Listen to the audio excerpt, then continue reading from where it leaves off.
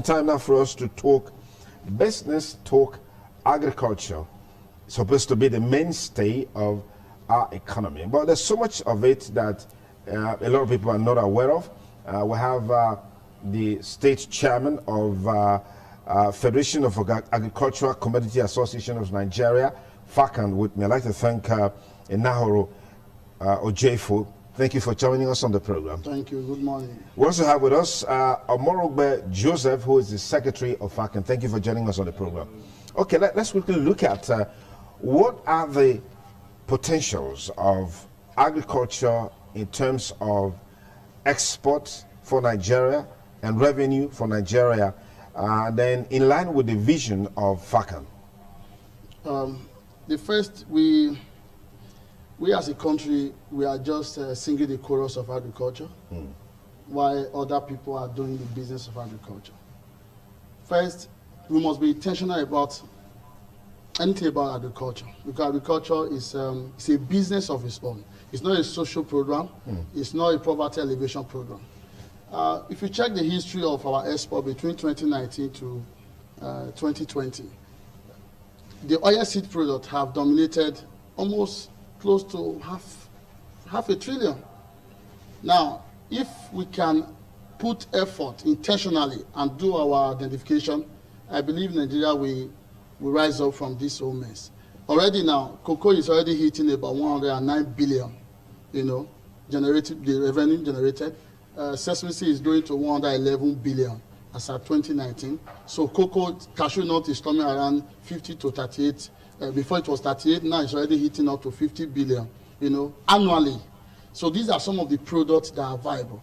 So the question is, are we still relying on our Adamic history about agriculture, both as a country and as a state? Or are we still trying to see agriculture as that a policy, maybe a platform that the poor people will use to empower them and all that? No. But when we take it as a business, I think the narrative will change. Okay. Let me come to you, the secretary. What is the prospect in terms of arable lands for cash crop production in Edo State? How viable is this? Yeah, thank you very much, Brito. By the grace of God, right now as we speak, much have not been done in that regard. And by the grace of God, Facan, as we speak, has a project that we are running now with ADP, about 50,000 cashew nuts to be pre-nursed and shared to cash crop farmers in Edo State. Okay. By so doing, we discovered that most of these variables were neglected over time. If you see, there's alarming rate of desertification in Nigeria. Yeah. Vis-a-vis Edo State, nobody wants to plant anything that relates to trees again. So we found out that it would be wise for us, Facan, in Edo State, to help eliminate those blights and remove those ugly heads, so that when there are enough of trees, for instance now, 50,000 cashew nuts is jetted in Edo State. Let me tell you, the economic fortune is very high. And the farmers themselves, they are going to smile. Okay. And with what our coordinator, the state chairman, did, he went as far to Elementary Store to farm to source for those hybrid. And that one will at least revive the economic system of the state. Okay. Thank you very much. All right, let's talk about, three senatorial districts, South, Central, and North. What have you identified? Okay, when I came on board, immediately I got the appointment in Abuja. I came, the first thing we did was to do soil analysis. Then after the soil analysis, we carry out identification. Then our soil analysis that we have today have given us opportunity to explore the agribusiness sector. Why? Because the Edo North is good for oilseed product and nuts. The Edo Central is good for oilseed product and food crops. The Edo South is good for both tree crop and food crop. So with this identification, we're able to know that, okay, some of these products can be planted in Edo North, some of these products can be planted in Edo Central, some of these products can be planted in Edo South. And what we did, we didn't stop there. We first of all went ahead to select some viable exportable product after the identification and soil analysis. The same sesame seed, which is one of the top exportable products in Nigeria today, we went to Agbede, we went to Warake and do a test run.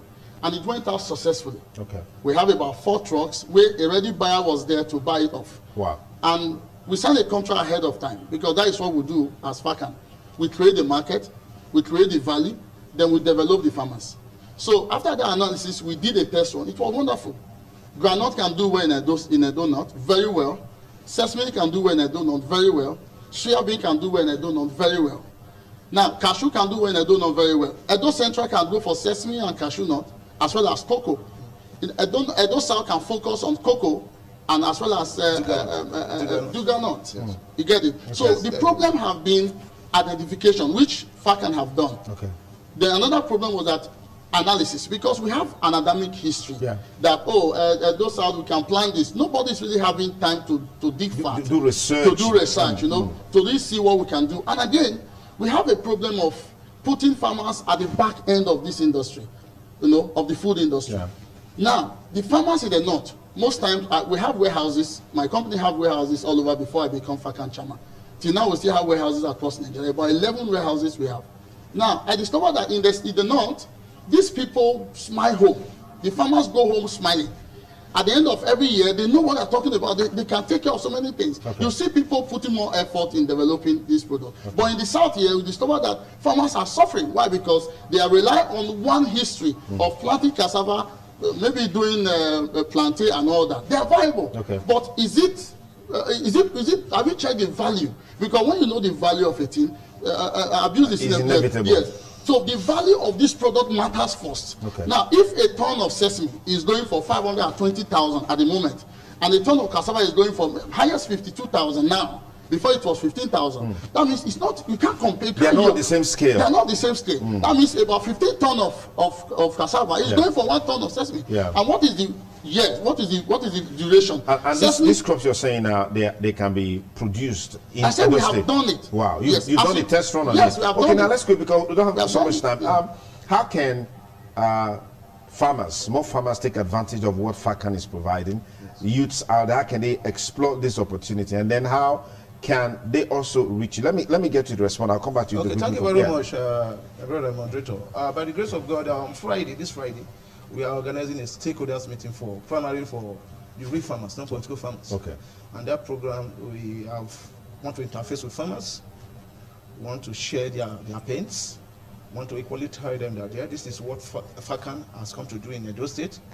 For the fact that things go the way it went when farmers were not benefited, but right now want to position farmers, and that is why we are announcing this 50,000 cashew nut to be shared with farmers. And the youth, as we speak, we are going to organize the youth in the senatorial to engage farming, because the program is tagged "The Wet is Here, Edo State," because we want to tell the youth that yes, you can do something with your hands, not just leaving your comfort zone and say you are going to a place where you know you cannot make anything. With your hands, you can make your money, you can make your fortune. Okay. So we are telling our people now that yes, the main farmers come to Facan, come to that meeting. And when you see the Facan escort, so the meeting is on Friday at ADP. ADP. Yeah, it's taken off by all right, let me get a final word from you on how more people can take advantage of what Facan is providing.